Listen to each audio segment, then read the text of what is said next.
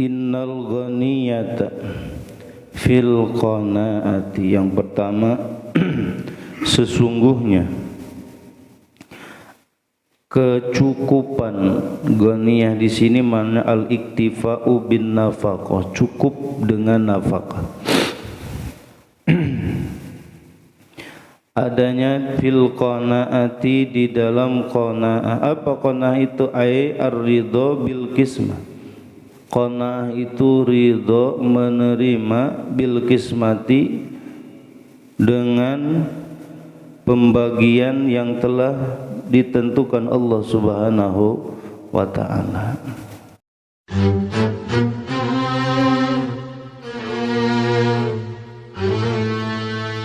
Bismillahirrahmanirrahim. Assalamualaikum warahmatullahi wabarakatuh.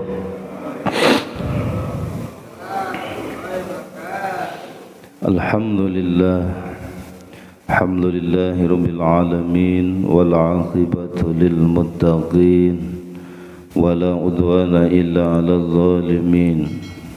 Salatu wassalamu ala asyrafil anbiya'i wal mursalin, Sayyidina wa maulana Muhammadin wa ala alihi wa ashabihi ajma'in, amma ba'd. Faya ayyuhal hadirun wal hadirat rahimakumullah, taqullaha haqqa tuqatih wa la tamutunna illa wa antum muslimun. Faqad qala Allah ta'ala fi kitabihil karim wa huwa asdaqul qailin. A'udzu billahi minasy syaithanir rajim. Bismillahirrahmanirrahim. Ya ayyuhalladzina amanu taqullaha wal tanzur nafsum ma qaddamat lighad. Wattaqullaha innallaha khabirum bima ta'malun. Wa qala an-nabiy sallallahu alaihi wasallam, man kharaja fi talabil ilmi fahuwa fi sabilillahi hatta yarja'. Sadaqallahul azim wa sadaqar rasuluhun nabiyyul habibul karim. Wa nahnu ala dhalika minasy syahidin wasyakirin, walhamdulillahi rabbil alamin.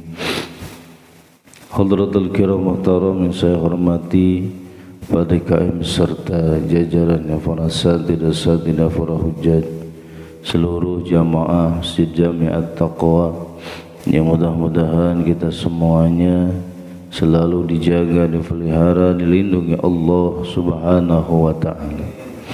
Pertama-tama marilah kita panjatkan puji serta syukur kehadirat Allah Subhanahu wa ta'ala. Salawat serta salam ay makrunan bita'adim, semoga tercurah limpah kepada Faduq alam Habibana Karim wa Nabiyana Karim Muhammad sallallahu alaihi wasallam. Tak lupa para keluarganya, para sahabatnya, para tabi'in, para atba' tabi'in, mudah-mudahan sampai kepada kita selaku umatnya. Amin ya Allah ya Rabbal alamin. Kita lanjutkan kembali kajian kita. Sekarang menginjak kepada maqalah yang ke-10-nya. Bismillahirrahmanirrahim. Wal maqalatul ashiratu. Maqalah yang ke-10 ini akan menerangkan tentang 5 petunjuk yang ada di dalam kitab Taurat. Jadi ada 5 petunjuk di dalam kitab Taurat. Anil Hasanil Bisri rahimahullahu ta'ala, dari Hasan al-Bisri, semoga Allah selalu merahmatinya, annahu qala, sungguhnya beliau pernah berkata, maktubun fit Taurati khamsatu ahrufin. Maktubun tertulis fit Taurati di dalam kitab Taurat, khamsatu ahrufin 5 kalimat atau 5 jumlah kalimat. Apa yang tertulis di dalam kitab Taurat tersebut? Yang pertama, innal ghaniyata fil qanaati. Yang pertama, sesungguhnya kecukupan. Ghaniyah di sini makna al-iktifa'u bin nafaqah, cukup dengan nafkah. Adanya fil qanaati di dalam qanaah. Apa qanaah itu? Ai ar-ridha bil qismah. Qanaah itu ridha menerima bil qismati dengan pembagian yang telah ditentukan Allah Subhanahu wa ta'ala. Itu qanaah, menerima apa adanya. Allah telah membagikan kita bagian-bagian rizki, ya kita terima apa adanya. Jadi ghaniyah, kecukupan, al-iktifa bin nafah, merasa cukup itu ternyata adanya di dalam qanaah. Kenapa? Karena ada banyak orang yang Allah berikan lebih, tetapi tetap tidak merasa cukup. Makanya ghaniyah di sini cukup, merasa cukup itu adanya dalam qanaah, ridho dengan kismah Allah Subhanahu wa ta'ala, bagian yang telah ditentukan Allah Subhanahu wa ta'ala. Karena kalau kita terus merasa kurang dan kurang, itu bukan ghaniyah tapi faqirah. Itu ya kurang fakirah namanya gitu. Dari satu pengen dua pengen tiga terus itu. Padahal semuanya sudah ditentukan Allah Subhanahu wa ta'ala, dan semuanya tidak akan tertukar. Dia semuanya tidak akan tertukar, pasti akan mendapatkan apa yang sesuai dengan yang telah ditentukan pembagiannya oleh Allah Subhanahu wa ta'ala. Karena Allah Maha tahu. Itu karena Allah yang menciptakan kita. Allah Maha tahu apa yang dibutuhkan oleh kita. Allah Maha tahu kita butuh apa. Allah Maha tahu. Kadang kita merasa butuh itu padahal itu tidak butuh. Itu yang butuh, yang maslahat buat kita adalah yang telah ditentukan Allah Subhanahu wa ta'ala. Cuma kita tidak qanaah, dia tidak ridho atas pembagian Allah Subhanahu wa ta'ala. Makanya kurang, tidak merasa cukup. Itu Bu ya, Bu. Bu, benar enggak Bu? Dikasih 50.000, alhamdulillah. 100.000, 500.000, 1 juta, alhamdulillah. Itu ya. Ini orang-orang yang beriman itu begitu, mau berapa pun dikasihnya, artinya alhamdulillah. Itu semuanya pemberian Allah Subhanahu wa ta'ala. Man lam yaskuril khalil lam yaskuril kasir. Orang yang tidak pandai bersyukur, berterima kasih terhadap sesuatu yang kecil, maka dia tidak akan mampu bersyukur, berterima kasih atas segala yang besar. Awas, yang besar itu dimulai dari kecil. Itu Bu ya. Itu kuncinya bersyukur.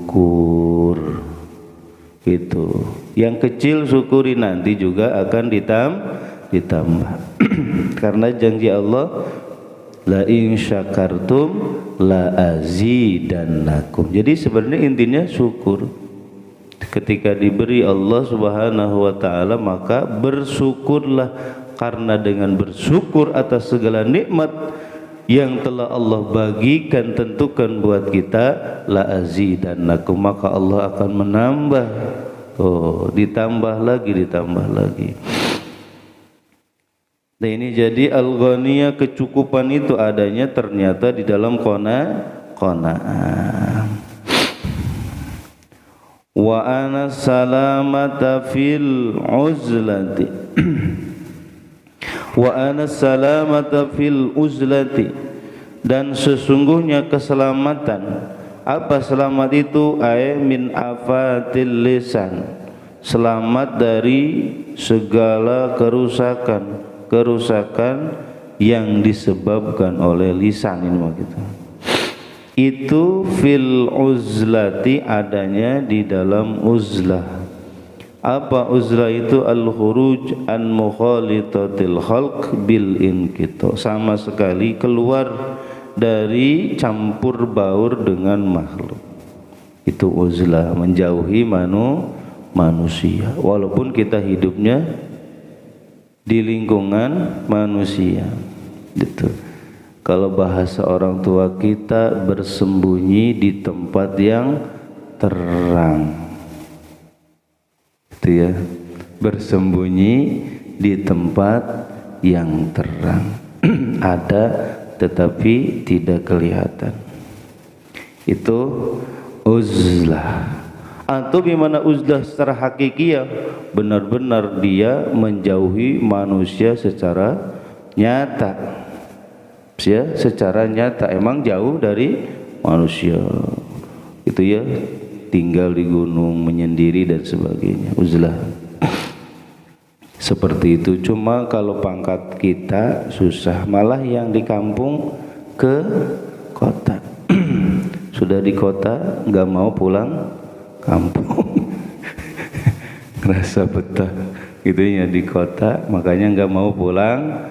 Bukan nggak mau pulang Ustaz, susah sekarang. Nggak punya kampung. Allahu Akbar. Nih itu ya. Maka berbahagia yang masih punya kampung halaman ya. Itu Masya Allah. Tempat kelahiran. Siapa yang gak mau pulang, betul gak? Mau sebenarnya gitu. Tapi pikir dulu, belum ongkosnya dan sebagainya Pak ya. Ya Allah. Ini. Uzlah. Itu ya, uzlah itu menjauhi halayak ramai. Itu lebih selamat. Walaupun kita hidupnya emang di lingkungan rame itu. Jadi kita harus bisa mensiasatinya. Karena kalau terlalu banyak kita bergaul dengan manusia, karena manusia berbeda-beda Pak. Itu ya, ada yang sifatnya begini, ada yang sifatnya begitu. Kadang kita nggak kuat, betul nggak? Itu ya, dicuekin saya sama orang, kadang kita suka suudzon. Itu ya, suka berburuk sangka. Si anu kok gak nanya sama saya, kan gitu bahasanya. Itu ada apa tah? Itu kadang dalam hati kita suka berburuk sangka terhadap orang lain, padahal orang lain itu mungkin pada saat itu lagi ada masalah. Itu kalau orang lagi pumet, lagi banyak masalah, boro-boro ngelihat kita gitu. Gitu ya Allah. Kadang nggak kelihatan ya. Itu kalau lagi ada masalah mumet tuh. Makanya kita mah harus berbaik sangka kepada siapapun supaya enak.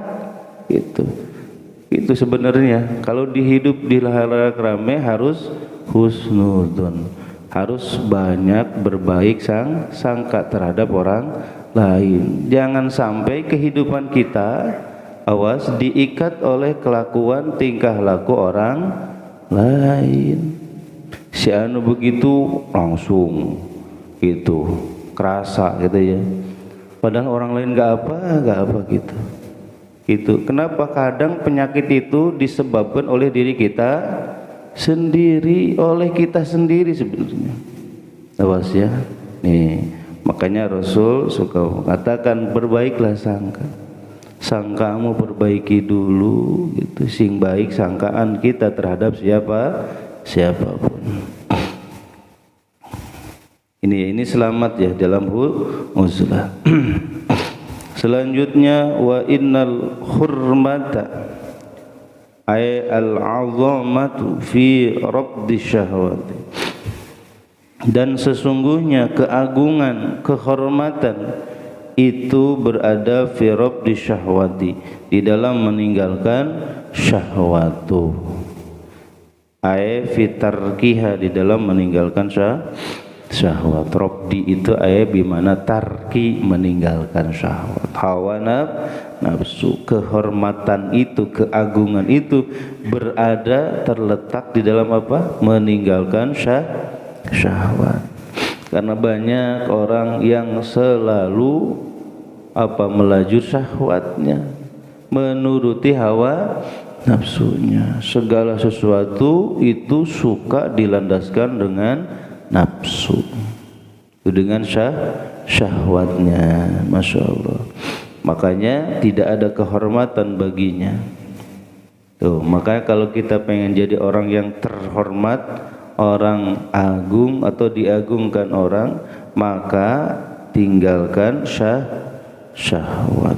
Tuh, kita harus bisa meninggalkan syahwat kita atau mencegah diri kita menuruti syahwat kita atau hawa nafsu kita.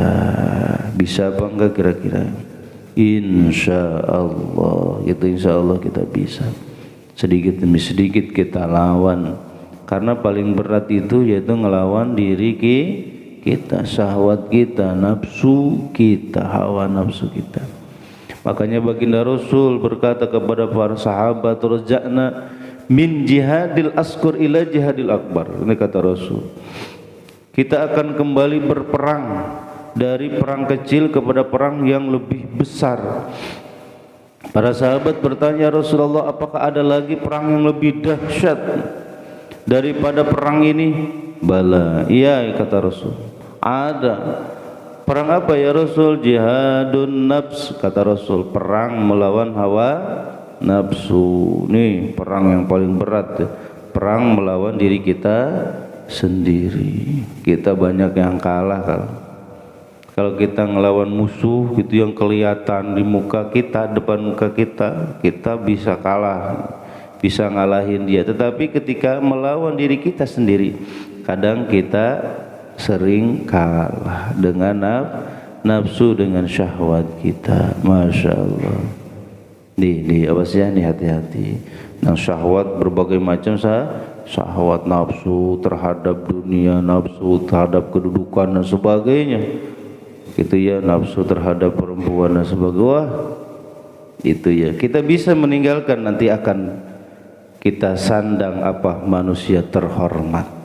Itu manusia terhormat itu ternyata adalah manusia yang bisa meninggalkan syahwatnya, manusia yang meninggalkan hawa nafsunya. Masya Allah. Nih kadang kita ya suka kalau marah, ya Allah, itu kalau marah kadang suka hilang gitu kesadaran kita. Itu ya, betul. Ya Allah, kita kadang kalau lagi marah sudah sadar lagi itu. Dia lihat ya di berita-berita, ya Allah, kadang yang jadi pelampiasan istri, kadangnya anak, kan gitu. Allahu Akbar, ini istri kenapa babak belur gitu. Ternyata menjadi pelampiasan syahwat dan nafsu daripada suaminya, jadi tempat pelampiasan nafsu gitu ya. Masya Allah, dihajar habis-habisan. Inna lillahi wa inna ilaihi rajiun. Jangan sampai gitu ya. Dalam ajaran kita itu ya, itu diajaran ketika kita lagi nafsu nih, berdiri, duduk itu ya, duduk masih ini tidur gitu. Ya Allah.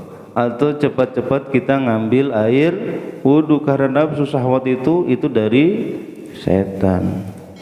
Setan itu terbuat dari api kalahnya sama air. Itu cepat-cepat kita ngambil air wudu biar tenang, biar adem gitu ya. Ambil wudu buru-buru gitu. Takutnya kita melebihi batas. Karena pasti ini sifat manusia, pasti ada nafsu gitu. Ada rasa marah, rasa ngambek itu pasti ada gitu. Cuma karena kita dikasih akal oleh Allah Subhanahu wa ta'ala untuk mengendalikan itu, maka kita harus pakai rasio, harus pakai akal kita ketika kita lagi marah. Itu ya. Kenapa? Karena nggak ada untungnya sebenarnya. Ketika kita marah, malah kita jadi hilang kesadaran kita. Itu ya, ngebanting apa segala macam. Itu ya, piring habis, lemari rusak dan sebagainya. Ketika udah sadar, ya Allah, belum lunas. Ayo, belum lunas sudah hancur. Allah, kita kenapa? Karena melajur nafsu. Ya Allah, pas udah sadar anak terkapar, istri babak belur, ya Allah. Tuh kan, kenapa? Karena kita menuruti melajur nafsu kita. Awas nih, hati-hati ya. Setan sangat senang gitu. Kalau lagi marah itu dimasukin setan gitu. Makanya kalau orang marah matanya merah, Pak. Gitu ya, betul. Ya Allah. Susah gitu ya. Maka akalnya hilang gitu. Kalah sama syahwatnya, kalah sama nafsunya. Allahu Akbar itu ya. Dan juga emang kayak apalagi nih nafsu terhadap jabatan gitu ya. Orang sudah menghilangkan kehormatannya, sudah hilang gitu. Itu karena pengen jabatan, menghalalkan segala cara untuk menghasilkan tujuan. Masya Allah. Nih ya, hati-hati. Selanjutnya, wa inna tamattu'a fi ayyamin tawilah ay kamalul intifa. Tamattu itu maksudnya di sini kenikmatan atau kesenangan, ay kamalul intifa, sempurna mengambil kemanfaatan, kenikmatan dan kesenangan sesungguhnya ada fi ayamin tawilah, di hari-hari yang panjang, ay fil akhirati fil jannah. Tuh di sini nanti ya hari-hari yang panjang di mana? Fil jannati, di dalam surga. Ya Allah, nanti ketika kita sudah dimasukkan Allah Subhanahu wa taala ke dalam surga, baru kita nikmat, baru kita senang. Ketika di dunia ya pasti capek, ripuh, nah gitu. Itu ya, pusing, galau dan sebagainya. Kenapa? Karena kita masih di dunia tempatnya kecapean, keripuhan gitu. Kegundahan, kesedihan dan sebagainya. Dunia itu. Ya, selama kita masih di dunia akan seperti itu. Tetapi nanti ketika sudah masuk kita ke dalam surga, yang ada semuanya adalah kenikmatan dan kesenangan. Nikmat. Gak sholat lagi di sana. Sholat itu ketika kita di dunia. Ya Allah, sholat 5 waktu ditambah dengan sunnah-sunnahnya tuh apa, sedekah atau yang wajib, zakat, itu ketika di dunia. Sedekah sunnah itu di dunia, ibadah haji dan sebagainya. Ketika di surga mah sudah tidak ada ibadah lagi. Itu ya, itu mau segalanya nikmat. Makanya ketika kita masih di dunia, kita harus mau gitu ya, apa, menjalankan perintah-perintah Allah secara sempurna dan menjauhi larangan-larangan Allah sejauh-jauhnya supaya kita selamat. Itu ya, supaya kita selamat, taat kepada Allah, taat kepada baginda Rasulullah sallallahu alaihi wasallam, dan kita diselamatkan, diridhoi Allah Subhanahu wa taala, dimasukkan ke dalam surga itu. Jadi tempat pengujian. Jadi di dunia itu cuma tempat ujian kita. ini ujiannya lulus atau tidak gitu. Insyaallah itu kesenangan itu ternyata adanya fi ayyamin thailah aitil fil akhirat, nanti di akhirat di dalam surga. Yang terakhir wa inna sabra fi ayyamin qalilah, dan sesungguhnya sabar itu adanya fi ayyamin qalilah, ada di hari-hari yang sebentar, yang sedikit. Aipid dunya, yaitu ketika di dunia. Sabar itu ai alal masyaqqati adail awamir tuh, wa tahammulil marazi wa anijtinabil manahi. Kesabaran ini apa? Ala masyaqqati adail awamir nih. Makanya diklasifikasikan sabar itu kepada 3 macam. Sabar ingda ta'a, sabar ingda musibahnya, sabar ingdal maksiat. Jadi ada 3 macam di sini. Maka di sini juga sama ala masyaqqati adil awamir. Jadi sabar ketika kita berat menjalankan perintah-perintah Allah dalam ketaatan. Ini sabar sholat 5 waktu sing sabar. Itu ya, kita menjalankan sholat 5 waktu, ketika sudah masuk waktunya, nah kita cepat-cepat melaksanakan kewajiban kita tuh, sholat tepat waktu, padahal mah cuma 5 waktu, dan itu waktunya berbeda-beda.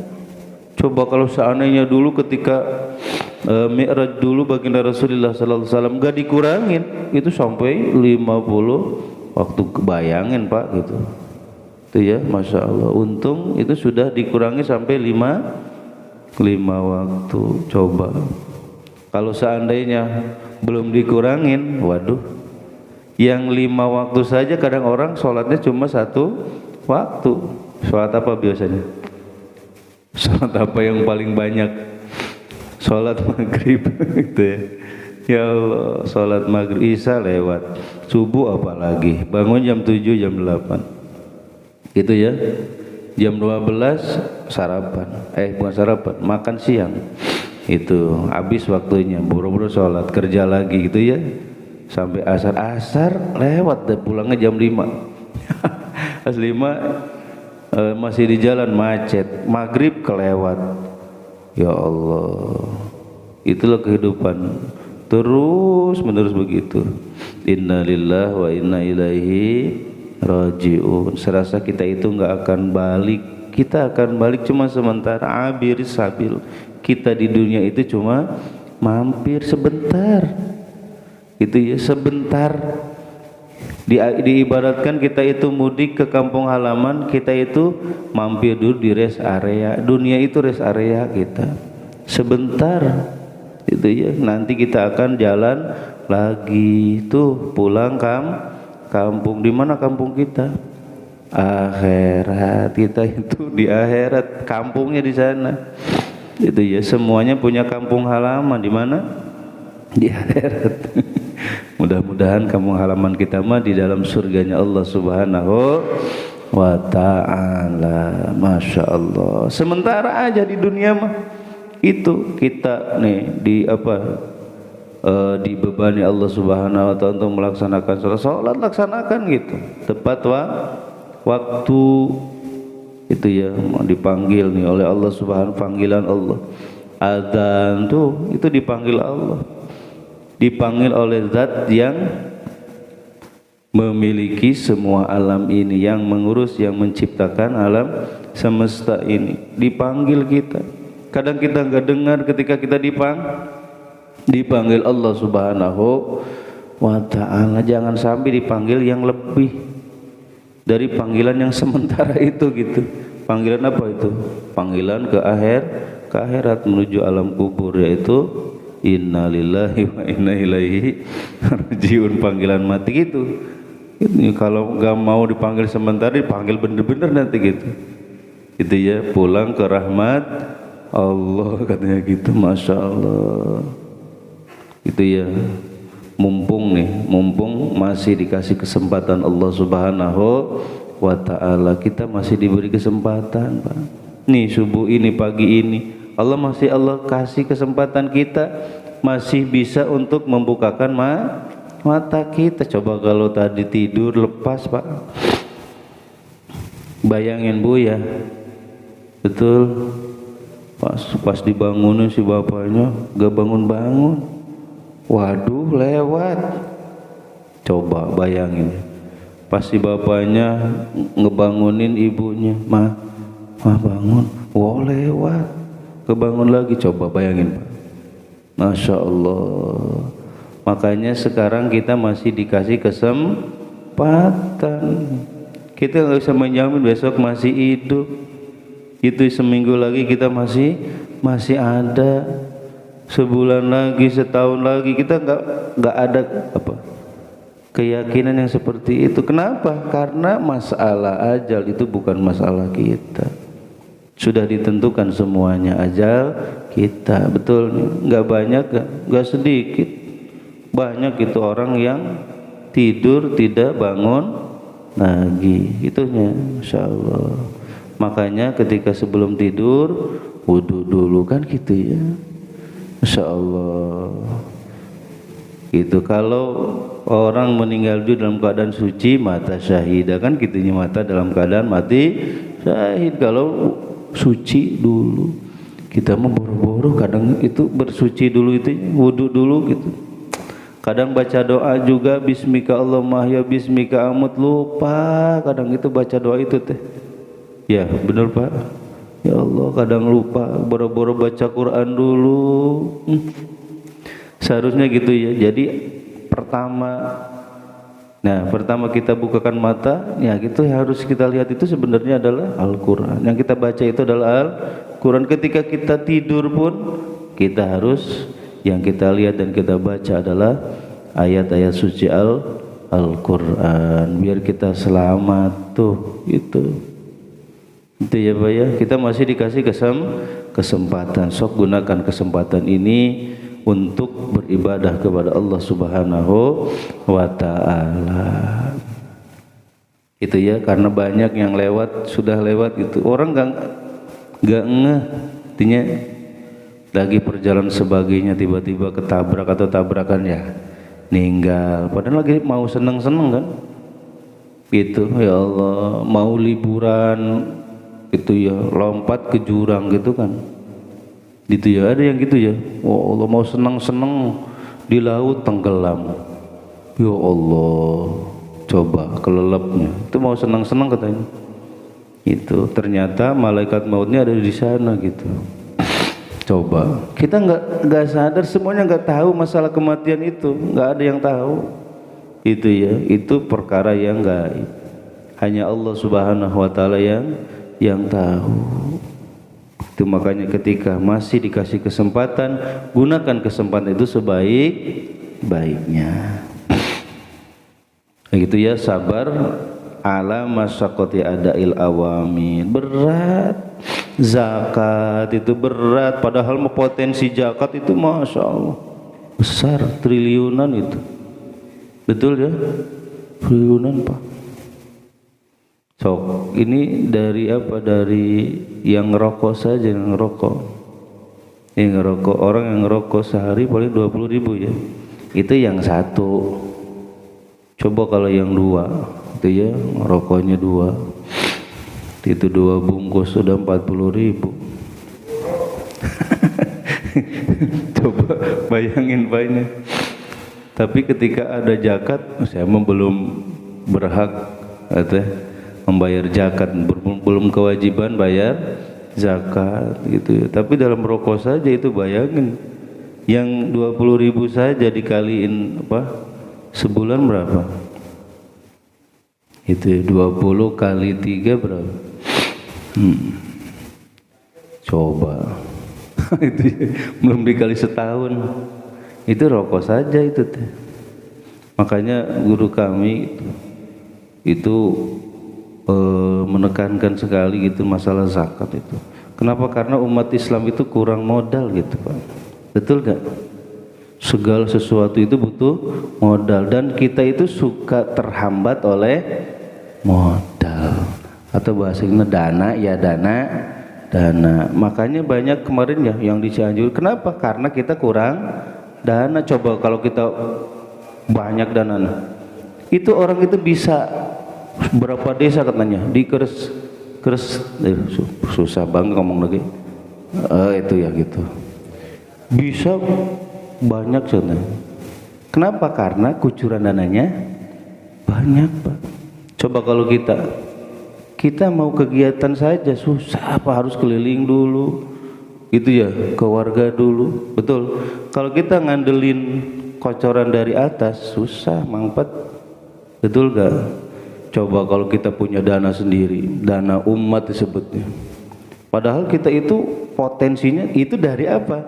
Zakat, dari uang zakat itu. Masya Allah. Coba kalau kita punya dana besar, kira-kira harus nyairin dulu di jalan gak gitu kalau bikin masjid? Gak usah itu ya. Kalau pengen bangun masjid gak usah kita minta bantuan ke luar negeri, karena kita banyak dananya gitu. Masya Allah. Itu dari apa? Dari kalkulasi aja setiap hari gitu. Masya Allah. Maka potensi zakat itu benar-benar besar sekali untuk membangun umat. Itu zakat itu beda dengan pajak, betul gak? Pajak itu dulu diberikan itu ketika zaman baginda Rasul, para sahabat, para tabiin itu bagi orang-orang non muslim gitu ya, yang pengen hidup nyaman damai di negeri orang-orang muslim kan gitu, bayar pajak. Kita itu sebenarnya zakat. Kalau zakat itu benar-benar murni zakat itu. Kalau pajak coba sekarang Pak, bayangin nih zakat. Itu ya, pajak ya. Pajak apa nih? Pajak motor, mobil, minuman juga ada. Pabrik minumannya, betul gak?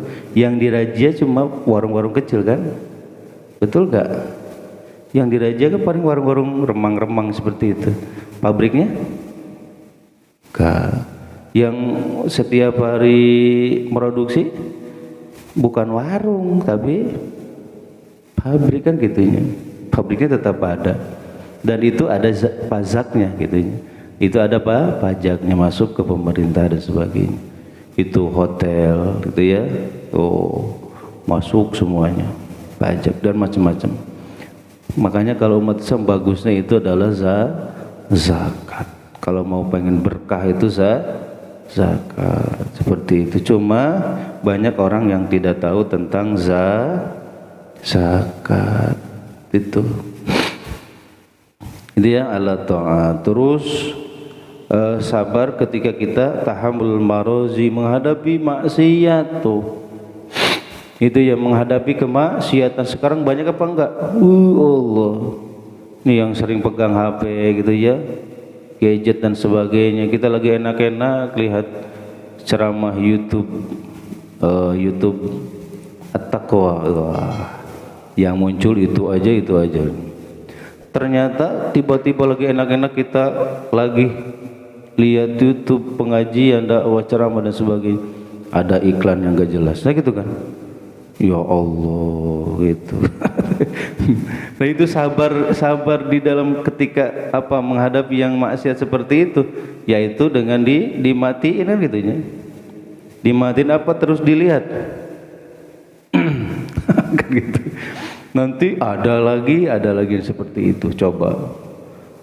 Itu ya maksiat. Jadi walaupun kita tidak ini juga tetap datang lagi ke kita gitu.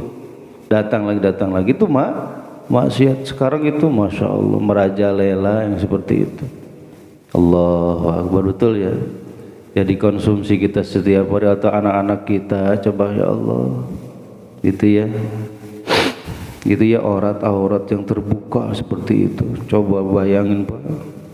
Itu ya anak-anak kita gimana nanti itunya kalau yang dilihat setiap hari yang seperti itu.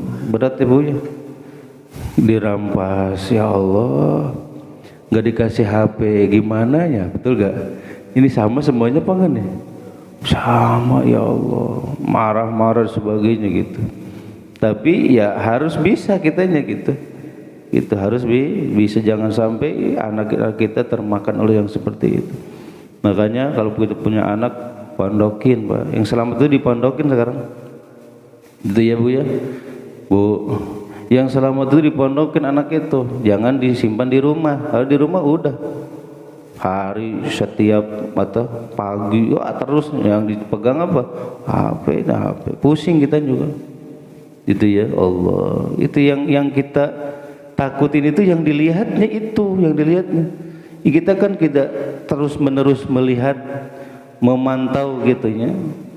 Itu ya Allah, di belakang kita dan sebagainya. Coba itu hati-hati, itu PR kita Pak, itu PR kita.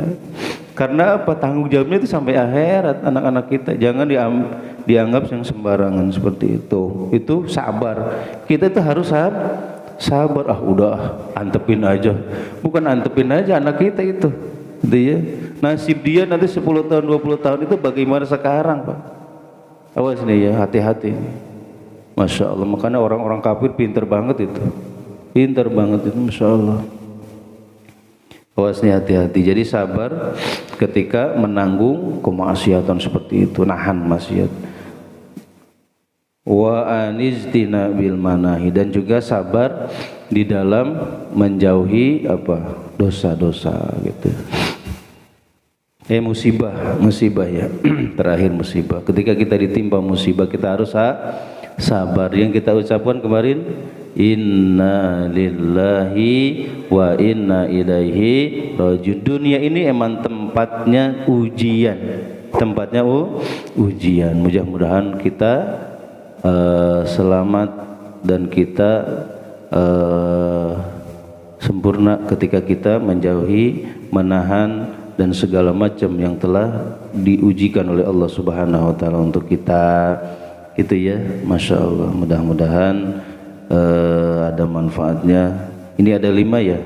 Yang pertama apa? Innal ghaniyata fil qanaah. Sungguhnya kecukupan itu ada dalam qanaah. Keselamatan yang kedua ada di dalam uzlah. Ketiga, tamattu, kesenangan, hurmah dulunya. Hormat, kehormatan itu ada di dalam meninggalkan syahwat. Yang keempat, kenikmat atau kesenangan ada di dalam ayyamin tawil, di akhirat nanti. Terus kesabaran itu adanya di dunia. Itu wal maqalatul hadis. Mudah-mudahan manfaatnya nambah iman takwa kita kepada Allah Subhanahu wa taala, dan mudah-mudahan Allah selalu melimpahkan rahmatnya dan juga berkahnya untuk kita semuanya. Berkah sisa umur kita, berkah kasab dan usaha-usaha kita, berkah keluarga kita, berkah anak-anak dan keturunan-keturunan kita. Mudah-mudahan mereka dijadikan anak-anak dan keturunan yang soleh dan soleha. Hajat-hajat kita, maksud-maksud kita, niat-niat kita yang baik, mudah-mudahan cepat dikabul ijabah Allah Subhanahu wa taala. Bersangkutan di antara kita hakul adami, kesulitan kita, mudah-mudahan Allah memberikan kesabaran, ketabahan, jalan keluar, solusi yang terbaik untuk kita semuanya. Terakhir, apabila ajal kita telah datang, mudah-mudahan ya Allah kami semuanya meninggal dunia dalam keadaan husnul khatimah. Amin ya Allah ya rabbal alamin. Al-Fatihah. A'udzu billahi minasyaitonir rajim. Bismillahirrahmanirrahim.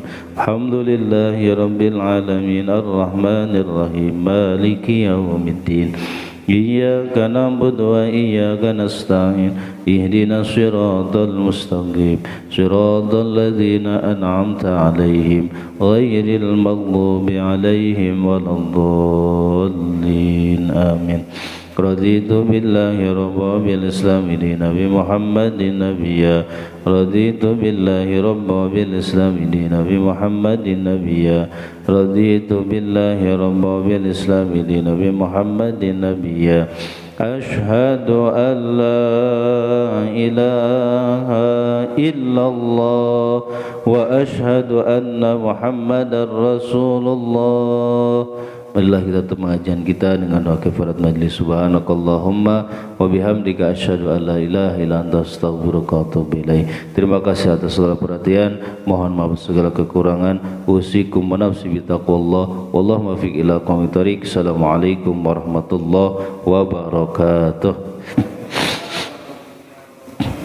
sallallahu ala Muhammad sallallahu alaihi wasallam sallallahu ala Muhammad ya Rabbi salli wa salli Allahumma salli wa sallim wa barik alaihi wa ala alihi